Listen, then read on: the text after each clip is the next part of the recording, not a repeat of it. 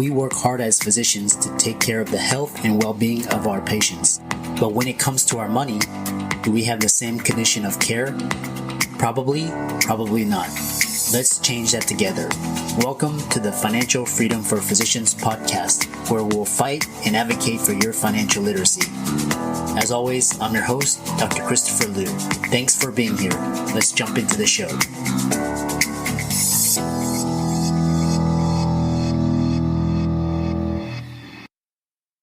Hey guys, I want to welcome you guys to the Financial Freedom for Physicians podcast. We've got a great episode this week.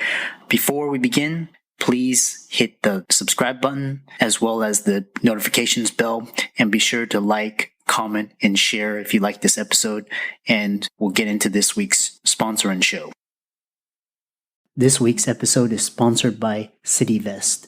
CityVest has quickly become the most popular and best way for doctors to invest in top-performing real estate private equity funds that are usually reserved for institutional investors. This unique access to investing in these institutional funds is available for the first time ever through CityVest's easy and secure online investment platform. CityVest does the hard work of conducting due diligence and vetting the investments.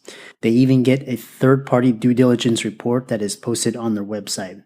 As a result of aggregating a several million-dollar investment amount into their access funds, CityVest gains access to investing in the institutional investment and is able to negotiate better investment terms such as a 12% preferred return.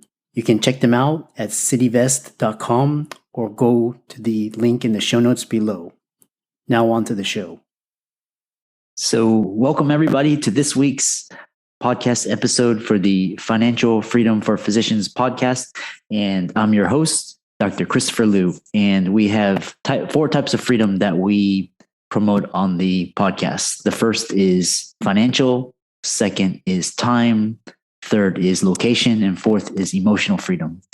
And I bring on guests that are doing innovative and creative things in the space.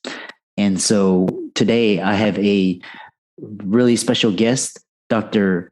John Jurica, and he is the founder, producer, CEO of the Non-Clinical Careers podcast. And he's going to talk all about podcasting, non-clinical career options. He has a Facebook group with a significant following, and as well as his new app venture that he launched jointly with Dr. Tom Davis, known as NewScript. So without much ado, John, welcome. Hello, Dr. Liu. Glad to see you and be here today. Yeah, I know we were talking in the back room earlier, and I was like, I started my career on your podcast, and I was just like, I've done, 30 something episodes. And I was like, I realized I didn't have the host that, made my career. So it's time to give back. So I'm happy to have you on the show and welcome. Well, I don't know if I made your career, maybe a little bit of inspiration, but I see that, you've been podcasting, and I like the topic, financial freedom, and the opening. You went through those four different freedoms. That's awesome. So there's a lot of overlap between what you and I do in terms of trying to educate and support physicians and others out there with their freedom in general. So we'll get started, and we'll just tell us about your path and your journey. I think it's really interesting, and you've really focused on the niche of non-clinical careers, and you teach physicians, and you've grown. What's interesting is you've grown a significant following. I think it's 20,000 plus followers on Facebook and all across. So tell us more about your journey and how you got started. All right, I'll try to keep it to the short version since I've been around for a long time, but I was a family physician in a small group outside of Chicago doing the typical thing. And I got a little bit interested in non-clinical things, partly because I wanted to moonlight and make some more money and pay off some minor loans that I had. But then ultimately later, I got kind of burnt out. So I was doing different jobs, physician advisor jobs, medical director for a couple of different units. And ultimately, I got so interested in it, and I found that I could earn as much as I was clinically with a whole lot less trauma to my psyche and no call and, all kinds of perks. So I went into hospital management. I was a VPMA and then I became the chief medical officer for my hospital. And I did that for 14 years. And I thought it was awesome. I was helping people in a lot of ways, did not involve direct patient care with me, but I was helping through better quality and better safety in the hospital. I really had an impact on probably thousands and thousands of patients, and I was making more money. So I did that. I got a little bit, I wouldn't say bored, but I thought, well, I want to try one more new thing at least. And so as an entrepreneur, I opened my own urgent care center and partnered up with some people. We grew that to 2 centers, and I'm kind of in the process now of kind of pulling back on that. But that freed up a little time for me, and that's when I got involved in writing a blog and starting my podcast. And really, the reason I started the podcast was because I wanted to learn about other non-clinical careers. I mean, I knew a lot about hospital-based careers in the non-clinical fields, but so I thought, well, I'll just get people on my podcast and I'll kind of quiz them and I'll learn as much as I can. And, I wanted to help other physicians that went through the same thing I did. So that's what's happened. That's got about 230 episodes now, weekly episodes. This is, I think, I'm a little over 4 years. And along the way, I did some other things, started producing some courses. I've got an academy. I've done a mastermind group, which is fun. Get group of physicians together to talk about their careers and try and accelerate their career transition. And then most recently, a friend of mine and colleague who's been on my podcast a couple of times, we decided to venture into something new. And 3 years ago, we started something called the Clinicians Cooperative, which didn't really go anywhere. So we kind of regrouped and really about 2 months ago released what's called New Script. And it's an app, it's a community, it's a site where you can learn about non-clinical careers, and it's designed for not only physicians, but nurses, PAs, NPs, dentists, anybody that's a licensed caregiver that is experiencing issues with, burnout, or really to help them thrive and not just survive in whatever they're doing. That's a great intro. So, and I have a lot of questions, from that. So the first question is, right now, are you seeing an uptick in interest in, physicians, interest in non-clinical careers? And, what are the reasons for that? Is it just because of just alternative interests, or is it because of burnout? Just tell us more about why physicians are looking more into non-clinical careers. Yeah, I think it's still on the upswing. I think it's still growing. It was, I think, it also kind of catalyzed in a sense by the pandemic because, well, the things that happened in the pandemic in terms of some people were let go, some people, their burnout was ratcheted up to a whole new level. But basically, as more and more of us physicians find ourselves in sort of a corporate style of medicine where we're treated as employees instead of professionals, we just get disgruntled, unhappy, dissatisfied, sometimes burnt out. So suicide rate is really high in physicians. And so to me, we're still on the upswing. And part of it too is people like you and others you've talked about, other podcast guests you've talked to, as they have gotten the word out, as we've all gotten the word out that there are alternatives to using your clinical knowledge in a way that doesn't lead to burnout, to where you can have the financial freedom and have a little bit of choice and freedom in your life. The interest just keeps growing. And what are some of the areas that physicians can get started in, or they have a lot of interest? Which areas in terms of non-clinical careers are you seeing a lot of inquiry? Oh, there's some of the more popular ones. There are literally thousands of different jobs in hundreds of different positions, but the big ones are hospitals. Hospital and health systems employ a lot of physicians doing non-clinical work, everything from physician advisors, medical directors, chief medical officer, chief medical information officer, chief patient safety officer. It's growing and growing. So that's a huge one. It is the biggest part of the healthcare system in the United States. So you can imagine there's a lot of money being spent and a lot of physicians doing those things. Pharma is another massive one. There are dozens of different discrete jobs and thousands of openings right now in pharma. And pharma makes up about 10, 11%, I think, of the national expenditure on healthcare. But that's a huge one. Awesome jobs. You don't have to be a researcher to get into jobs in pharma. Got a lot of medical writing jobs out there, all things from journalistic writing to CME writing. So that's a very popular one.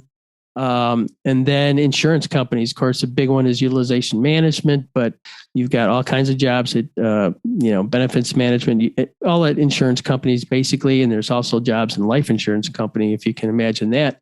Then you've got all the entrepreneurial ventures. You've got what I consider some of the clinical are non-traditional, like the DPC, the cash-only businesses. And then you've got all the different consulting. You can do it as either part of a large consulting firm or do your own consulting, freelance. So that's just a snippet. I have a handout I give out. It has 70 discrete jobs, and probably there's another 20 I haven't even put on that list yet. Yeah, it's amazing, all of the different niches, and because we're trained as physicians to just focus on one path to direct patient care, and we sort of sidetrack all these different options, and it's great that physicians can realize, once they realize they have a lot of skills that they can leverage, they start to flourish. Now let's transition into NewScript. What was the reasoning behind using as an app versus a community group? But just tell us more about why you decided to do an app. And it was a learning process. It was something like a lot of small businesses. They start out with one thing and then they kind of shift gears. So you get feedback and they shift. So we did like a typical sort of online forum about 3 years ago. Like I said, it was called Clinicians Cooperative. And it just did not get a lot of traction. Part of it was, I think everyone was more or less focusing on their smartphones rather than sitting down at a computer, for one. And the other was that, and the other thing was that the Facebook groups were very popular, but, there's issues there with they can be closed down at any time. Facebook, Twitter, they all do these things. They shut things down because they don't like something. So there's that fear. Now on Facebook, anytime you're successful, you're going to start to see ads put on by Facebook, not your ads, but everybody else's ads. So now you're competing with ads.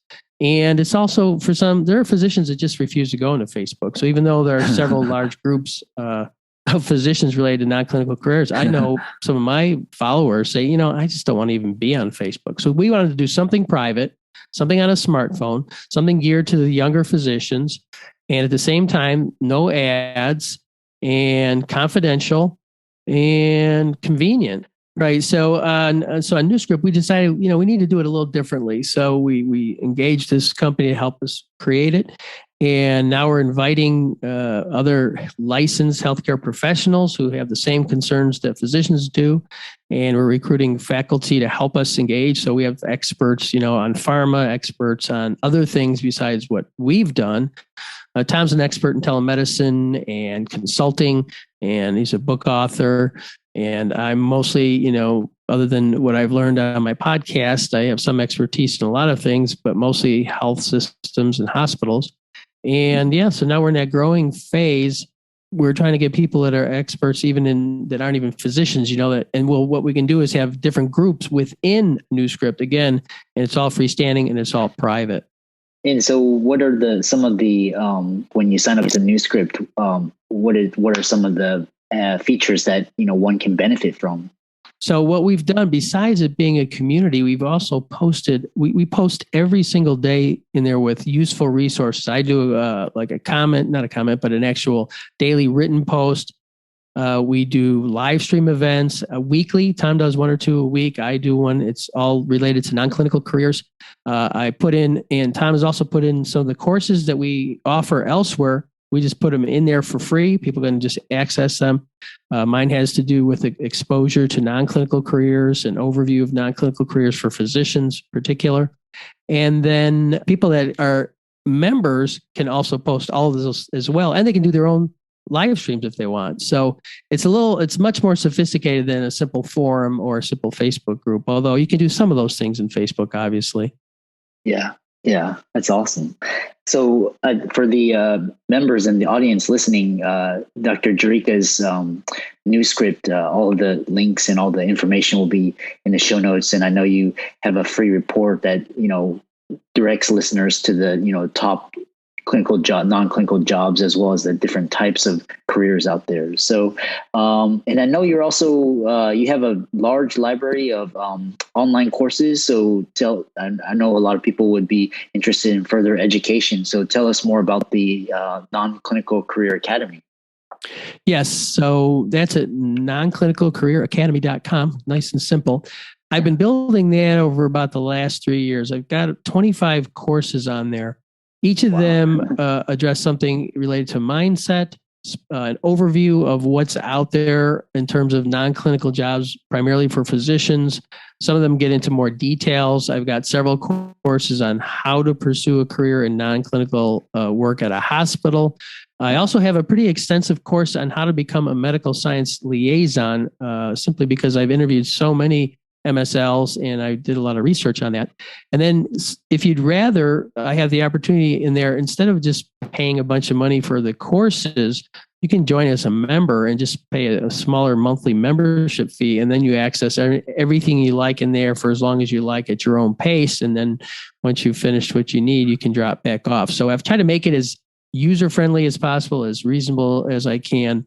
But there is a lot of information there. If you're just getting started and you really want to know what's out there, it even has a 1-hour kind of master class on telemedicine and another one on how to start your own business with Mike Wu-Ming, somebody I think you know pretty well. Yeah. Oh, wow. That's, and I know a lot of the viewers and audience would get a lot of value. So, John, thanks so much for being on this. I really enjoyed this conversation. All your wealth of resources, your knowledge will be in the show notes. And just tell people how to get in touch with you, how to follow you, as well as any parting words of wisdom.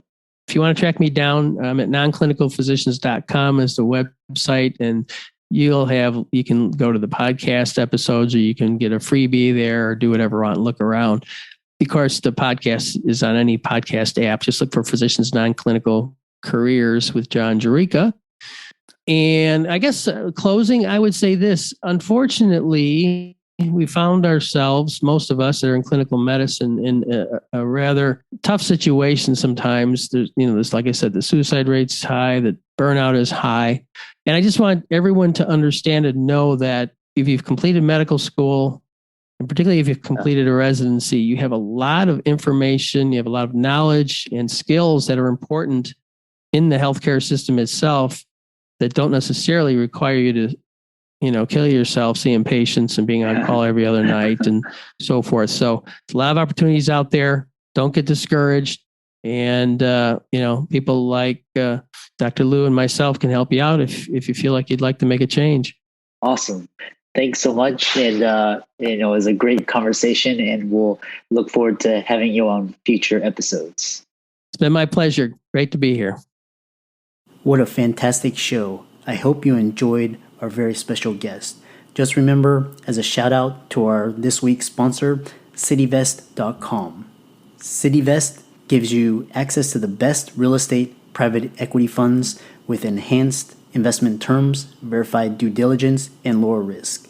You can check them out at cityvest.com or click on the link in the show notes below to hear about their upcoming investment offerings. I'm excited that you made it for another episode. You are truly the best. If you've been following the show for a while, you know that my passion is to bring you the education you need to find your path to financial freedom. Please come back week after week for new content, new resources, and great guests. Until then, if you haven't already, please be sure to check out the website, www.drchrislumdphd.com for more support. I'll see you next week.